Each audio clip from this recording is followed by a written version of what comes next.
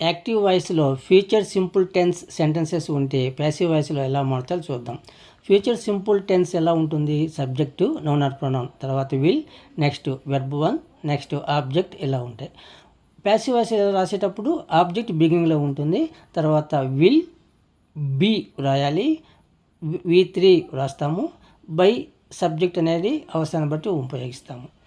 I will send the mail to you, నేను mail send చేస్తాను, పంపిస్తాను.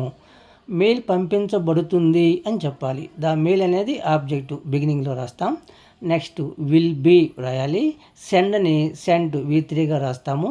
నెక్స్ట్ బై మీ, ఐ కాస్త మీగా మారుతుంది. ఎవరికి? టు యూ, అది అలాగే ఉంటుంది.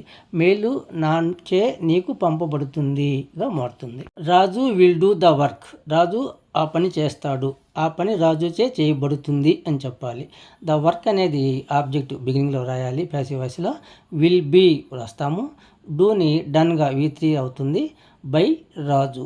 The work will be done by Raju, ఆ పని రాజుచే చేయబడుతుందిగా మారుతుంది. యాక్టివ్ వాయిస్లో నెగిటివ్ సెంటెన్సెస్ ఉంటే ప్యాసివ్లో ఎలా చెప్పాలి చూద్దాం. రాణి విల్ నాట్ ఇన్వైట్ దెమ్, రాణి వాళ్ళని ఆహ్వానించదు, ఇది వాక్యం. దెమ్ అనేది ఆబ్జెక్టు. ఇక్కడ ప్యాసివ్ వాయిస్లో దేగా మారి బిగినింగ్లో ఉంటుంది. తర్వాత విల్ రాయాలి, తర్వాత నెగిటివ్ కాబట్టి నాట్ ఉపయోగిస్తాము. తర్వాత బీ రాయాలి, ఇన్వైటెడ్ V3 అవుతుంది, బై హర్. ఇక్కడ రాణిని హర్గా చెప్పాము, లేదా డైరెక్ట్గా రాణి అనే పేరుని ఉపయోగించవచ్చు. They will not be invited by her, ఆమెచే వాళ్ళు ఆహ్వానించబడరు, పిలువబడరు అని మారుతుంది. He will not conclude the issue, ఇష్యూని అతను పూర్తి చేయడు, ముగించడు. ఇష్యూ అతనిచే ముగించబడదు అని చెప్పాలి. ద ఇష్యూ అనేది ఆబ్జెక్ట్ బిగినింగ్లో రాస్తాము. తర్వాత will, next not, next be, concluded V3, by him, he కాస్త హిమ్ అవుతుంది.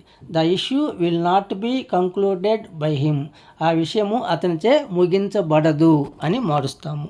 ప్యాసివ్ వాయిస్ రాసేటప్పుడు బిగినింగ్లో ఆబ్జెక్ట్ ఉంటుంది. ఈ ఆబ్జెక్ట్ సింగులర్ అయినా ప్లూరల్ అయినా తర్వాత విల్ ఉపయోగిస్తాము. తర్వాత బీ ఉంటుంది పాజిటివ్ సెంటెన్సెస్ అయితే. అదే నెగిటివ్ సెంటెన్సెస్ అయితే విల్ బీకి మధ్యలో నాట్ ఉపయోగిస్తాము. ఇది గమనించాలి. యాక్టివ్ వాయిస్లో ఆబ్జెక్ట్ని గుర్తించడము చాలా ఇంపార్టెంట్. ఎందుకంటే ప్యాసివ్ వాయిస్లో ఆబ్జెక్ట్ని బిగినింగ్లో రాయాల్సి ఉంటుంది కాబట్టి. ఈ ఆబ్జెక్ట్ అనేది యాక్టివ్ వాయిస్లో సాధారణంగా మామూలుగా అయితే మెయిన్ వెర్బ్ తర్వాత వస్తుంది. ఆ సెంటెన్స్లో ఆ పని, ఆ ఇంపాక్ట్ దేని మీద ఉంది అన్నది గమనించగలిగితే ఆబ్జెక్ట్ని గుర్తించడం సులభమవుతుంది. ఆబ్జెక్ట్ ఎప్పుడు కూడా హెల్పింగ్ వెర్బ్ తర్వాత కావచ్చు, మెయిన్ వెర్బ్ తర్వాత వస్తుంది ఎక్కువగా.